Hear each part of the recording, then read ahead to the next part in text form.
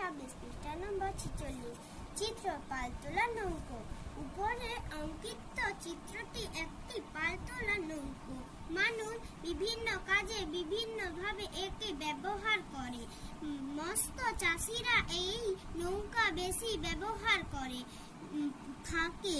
তারা জোয়ারের সময় এই নৌকো মাছ সমুদ্রে ভাসিয়ে নিয়ে যায়। মাছ ধরে আবার কূলে ফিরে আসে। বণিক শ্রেণী বেচা করতে তারা থান জলপথের এছাড়াও অন্যান্য জিনিস পত্র জলপথে দেশে বিদেশে কেনা বেচা করতে যায়। অনেক